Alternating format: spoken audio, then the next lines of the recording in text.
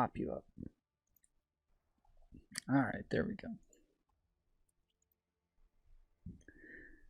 Well, well, well, how are we all doing this evening, all you beautiful people out there? Can you hear me?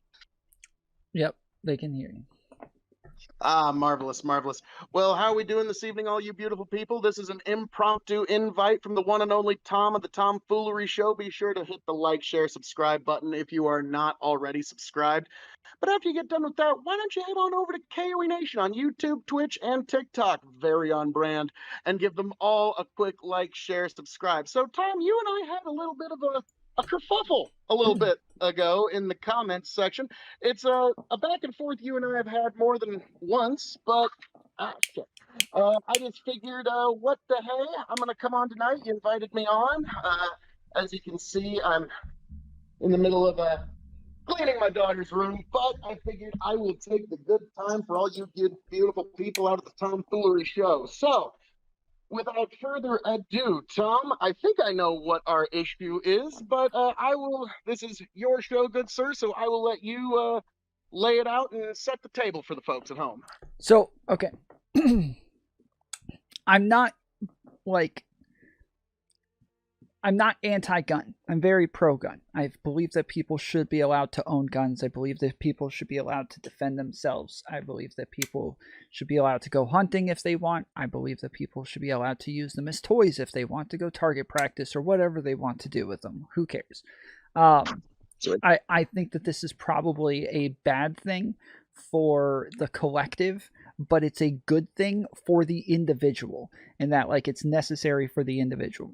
Now, this conversation stemmed from what do we have, what gives us rights, right? And we started talking about what rights are because we're talking about whether or not it's okay for Australia to make laws to where people have to use vaccine cards and show where they've been so that they can do contact tracing, and whether or not they're allowed to do lockdowns if the majority of the country, a super majority of the country, wants that sort of thing to happen with their their defense against COVID. And so my point is, we as Americans would say, oh, well, that's unconstitutional, so therefore it's against our rights. But if you don't have the American Constitution, then it's not against your rights, and therefore I wouldn't call it tyrannical if most of the country wants it. Well, your rights don't just start and stop at any border. You're immutable. The ones that, like I say, are the necessary conditions of one's proper existence. For example here, Tom, this is kind of, I would say, more emblematic of my issue here. Would all the city of Atlanta, if they were to vote to violate your property rights and say you no longer have any right to property, you no longer have any right to vote, you no longer have any right to free movement, just you, Tom, just you, would you consider that valid? Valid in what way? Would you consider your rights being violated, or would you say, no, they all voted on it, so I apparently have no right to travel, I have no right to property, I have no right to move as I wish? And would you consider that valid? Personally, if all of Atlanta were to... No, I'm asking you personally, would you consider it valid if all of Atlanta voted to violate your rights of property, of travel, what have you? Valid meaning moral? Well, no, I'm asking, in your opinion, by your personal standards, would you consider that valid? I'm asking what you mean by valid. What does valid mean in this case?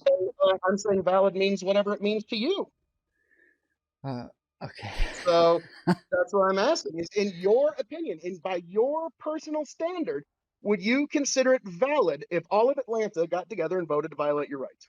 Do you no longer have the right of property? You no longer have the right of travel? What have you? Well, would you consider that valid? So there's the question has so many problems with it from the beginning, but because because if I said yes, then they wouldn't be violating my rights, and the question is flawed by saying, would you be okay with them violating your rights? When if I'm okay with it, then it's not, then I wouldn't think it's violating my rights, and therefore and then on top of that, asking if it's valid. Normally, I'm assuming you're asking if I think that this is a moral thing to happen. In general, I would say yes. So if we all decide that something should be illegal and somebody shouldn't be allowed to do something, then the government comes and arrests you for that thing and takes you to jail, takes away your property, takes away your right to uh move around or communicate. Like, they take away a lot of different rights because we as a society have deemed this necessary. Yeah, but they were also adjudicated in a court. So Mm-hmm. at every point, their rights were still being respected. At some point, Well, if you've violated a law, the judge can sentence you to something. sure, but you So, don't you don't go to court before you go to jail. You go to jail and then you go to court. not always. Not always, but most of the time that is the case. I was about to say, I got some buddies that have had some tickets where it's like, nah, shit, they ended up going to court afterwards. So I understand what you're saying there, but yeah, you're generally ticketed first. I will definitely say that you're generally ticketed, cited, some sort of citation. You've had some sort of run in with the law. Is that fair to say? Yeah. Okay, okay. But now, like to me, I think what I'm getting at here is okay, does the majority have the right to impose and violate the rights of any minority? And to me, Again, I think, wait, Tom, it's no, much like, no, well, you're skipping so just many steps because we please don't know let me what finish. rights are. Please finish here. Just please let me finish. To me, it's analogous to an argument you actually made before, and I think it was very valid. When it's the idea of if 100 people show up to a protest, and 99 of those people become assholes, that one person's protest is still valid. Mm-hmm. And in much of the same vein of that thought and idea, if 100 people are together and they vote to violate the rights of one person, doesn't matter how much they vote for it, doesn't matter how much they try to legitimize it, the rights of that one person has very much been compromised and very much been infringed upon, for lack of better words. No, I'm sorry. Please continue. I'm sorry. Okay, so I that analogy or that like metaphor talking about one person in a crowd of people at a protest was to say that, like, you shouldn't be guilty by association. You shouldn't lose your right to protest because other people have done something bad. So if everybody at a protest starts rioting, I think it's kind of messed up to go pepper spray and shoot rubber bullets at this person when they literally did nothing. I don't think you should shut down an entire protest because other people are getting rowdy. But I do think that you should disperse everybody, get them to move somewhere else, or start arresting people, but just not the people who haven't done anything. But what I'm trying to get at is, like, what are you describing as rights when you say this? Like, what does that Oh, mean? well, good, because everybody always talks about what are your rights? You ain't got a right. I've got a right.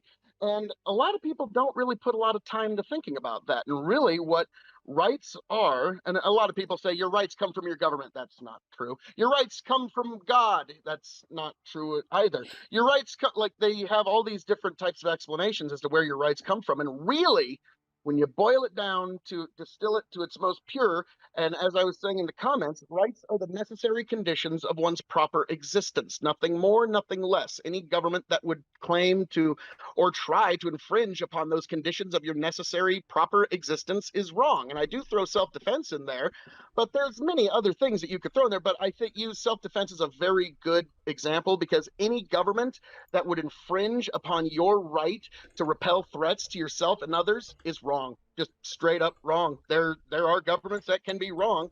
Law is downstream from morality, in my opinion. There's morality first, and then downstream from that comes law. So yes, there's many Western countries that have very much violated their citizens' right to self-defense. That doesn't make it valid just because they voted on it. It's just like that scene from The Dark Knight. Just because everybody on the boat voted to blow up the other boat doesn't make it fucking right.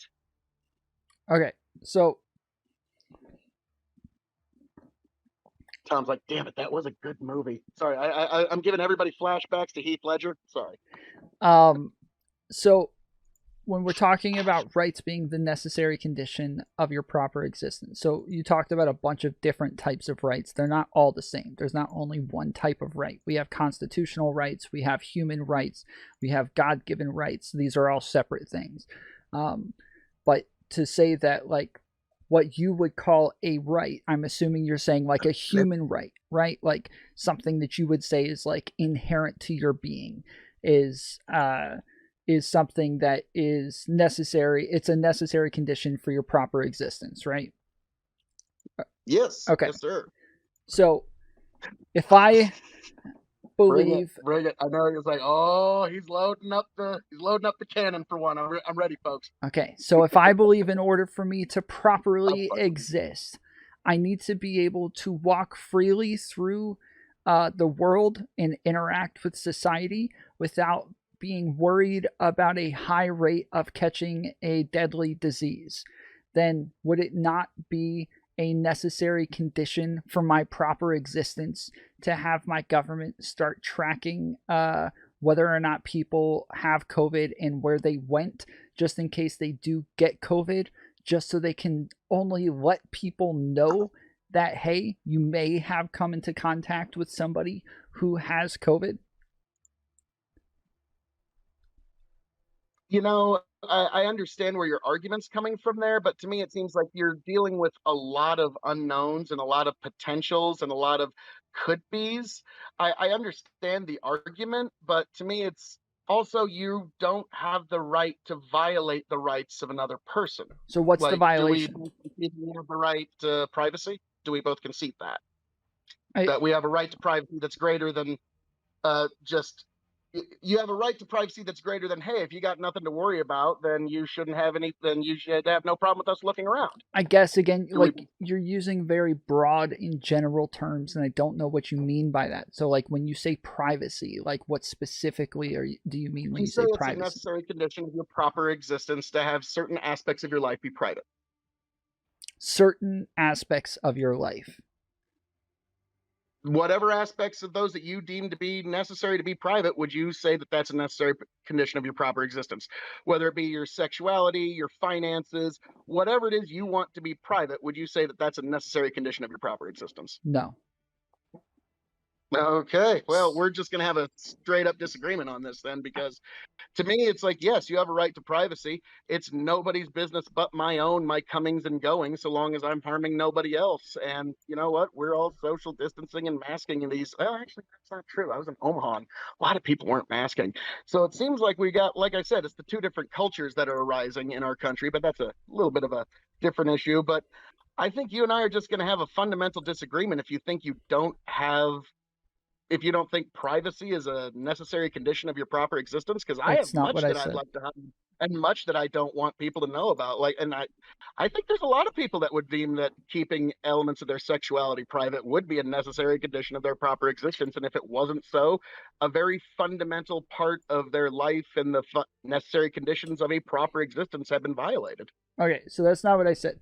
You said that you should be able to choose what parts of your life should be private, and that therefore you would have a right to those things being private. I'm saying, no, I don't You're a think that. private individual. I don't see why not. Well, so what if I want my social security number to be private, You should probably do that. but the government wouldn't be able to have access to that anymore? Well, they've already got it, but other private individuals don't have any right to know your social security number. Saying that they already I have don't. it does not mean that they're not violating my right now if I get to choose what is or isn't private arbitrarily. No, I'm saying aspects of your personal life. Okay, you're render under God what is God, render under Caesar what is Caesar's, and your social security number, that's pretty much Caesar's. Okay, so aspects of my personal life. Yeah. Yes, but like, yeah, so there should definitely be parts of your personal life that should be private. Do we both agree on that? I that there should be some aspects, yes.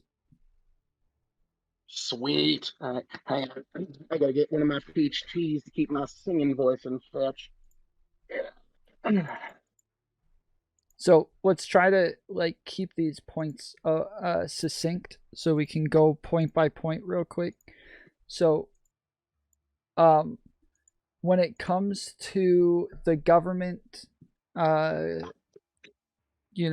tracking where people go and what parts of like what people they're coming into contact with, what parts of their privacy do you believe have been violated? the government knowing who you talk to in your day to day and knowing your comings and goings, and you don't think privacy's been violated? Well, no, Like, I'm I out mean, in yeah, public. there's a lot of people that like anybody might meet in their day that they don't want people to know about. It's Like literally not privacy that's basic anymore. human life. That's It's literally not what's that? privacy anymore. You're in public. It's the exact opposite of private. The government knowing if you go to some other person's home, that's not private. Well, no, Are we sure about that? that's different than going into a store and Well, using that's a what they're doing. card. Huh? I mean, they're tracking everybody in Australia. I mean, that's what they're doing. I mean, you can't fucking go from one, oh God, is it state or province to another, and then you got to sit in fucking hotel for 2 weeks. So yeah, they're tracking everybody and all their goings there, man. Which, I'm sorry, that is pretty much a fundamental violation of their But they're rights. not And tracking them going from one house to another, right? That's no, I what you said said. one province to Yes, but you did another. say you can't go over to your neighbor's house without the government tracking you. You don't think that that would be a violation of If you your get rights? called in for it, you'll get ticketed, man. They're going fucking nuts over in Australia. I mean, like, I'm sorry, like, I get what you're trying to say, but to me, like, even just at the most surface level, this is self-evidently true that they're violating the rights of the Australian people, and it's really unfortunate to see just how much the Australian government was just fucking itching to go tyrannical. And now they're like, fucking, if you take your mask down to take a sip of tea, and if your fucking coffee cup is fucking empty, they'll ticket your ass for that. So, like, to me, like, I'm sorry, the heavy hand of government has come down on Australia, and we can try and debate the fringes, but to me, I just find it kind of like I get it, Tom. You're always trying to establish first principles here, but to me, it's one of those. It's almost overwhelming, and so I do appreciate the fact that on here on the Tom Foolery Show, which you should like, share, subscribe.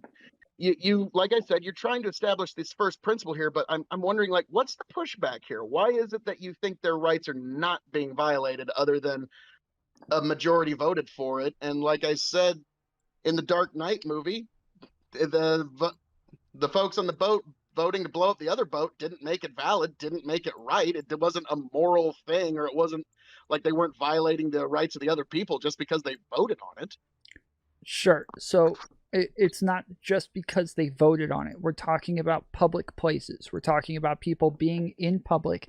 There are all sorts of freedoms that we give up in order to interact as a society. So I gave an example earlier, something um, like my right to steal from somebody else. Like, well, we have to take that away because it makes for a better society. It makes for a better. You don't have the right to violate the rights of another, though. You can say that all That's you you're want. initiating force against somebody. You're actually stealing their property. You've initiated force against them. Okay, again, you can So say that's that all you violating the rights want.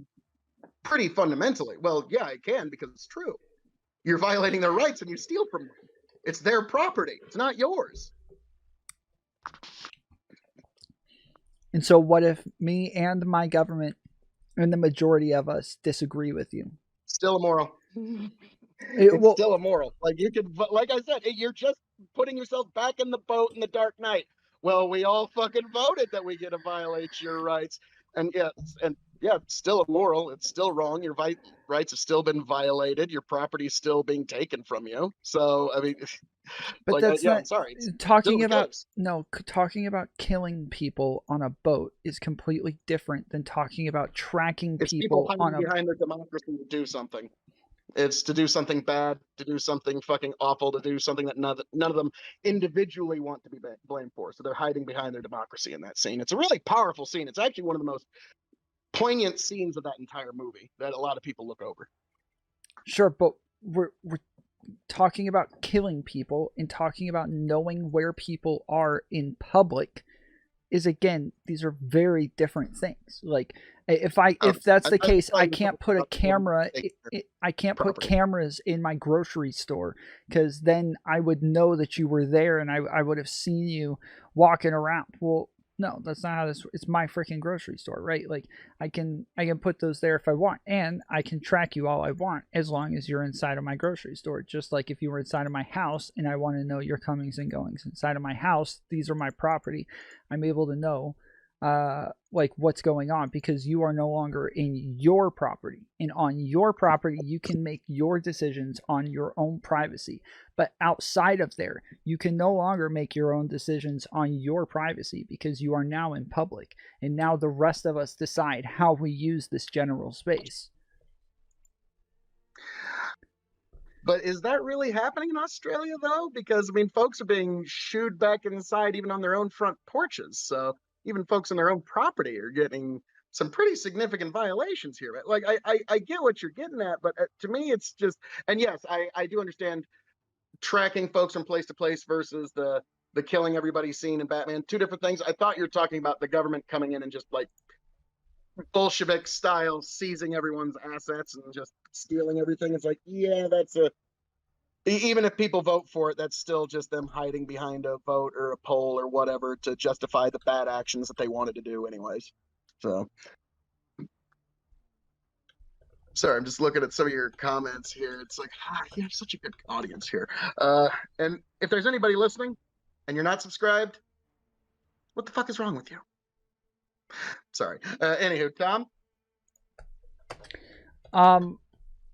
Yeah, I mean, I guess that's just kind of it. Like, I think once we're in public, then we kind of leave things to the public, and when we're in private, we have our own decisions as individuals to make. But I don't. I think you lose that when you go out in public and interact with society. Now you have to deal with society.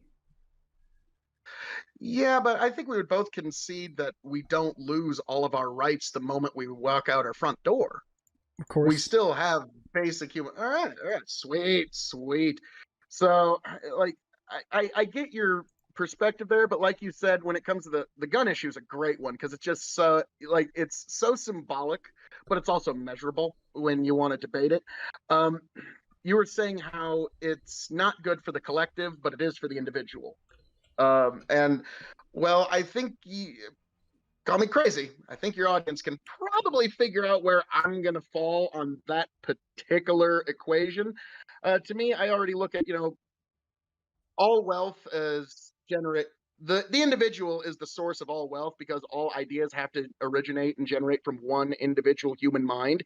So I do think that the rights of the individual should be considered before the whims of the collective in any point possible. There are a few points where the whims of the collective do hold sway in our worlds. I mean, we have fire departments and police departments for a reason.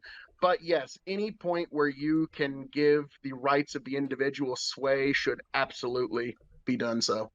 But, well, now, Tom, uh, I'm going to get going here in a little bit, but is there any last things you'd like to ask me before I go, good sir?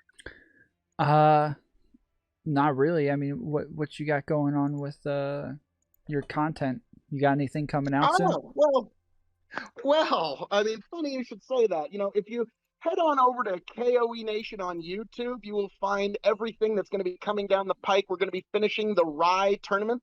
We've got 32 different ryes that we're going to determine which one will be the rye of extreme, and that's the only rye whiskey you're going to need to keep on the shelves, folks. Also, Big Buckin' Empire has changed its nights. We're now Friday nights, and we've been having a good time. Thirsty Thursdays has now moved to wonderful, wonderful Fridays. I don't know what we're going to go with it, but Friday nights, Big Buckin' Empire definitely be there. Also, check out the Revolutionary Wrestling Podcast for all of your wrestling content. Revolutionary Wrestling Podcast on YouTube and Spotify. RevWrestPod on Twitch. But yes, folks, thank you for being here. Thank you for joining me on the Tom Foolery Show. And if you are not like, shared, subscribe to this guy here at Tom Foolery Show, every minute you do not, you are leaving intellectual money on the table. Because while I don't agree with this guy on everything, pardon my French, Tom, motherfuckers put some thoughts into what he puts out. So I always appreciate the fact that he's got good epistemology. He's always willing to establish things from first principles. And this is really a worthwhile show and community that you really need to check out. The Tom Foolery Show, and maybe making some re-debuts on some platforms soon. We're all waiting with bated breath. So, Tom, despite any of our disagreements, thank you for having me, sir. It's great to be here. God bless every last one of y'all. K.O.E Nation on YouTube, Twitch, and TikTok. Hey, Tom, you have yourself a good one, man. Take care. Appreciate it, man. You too.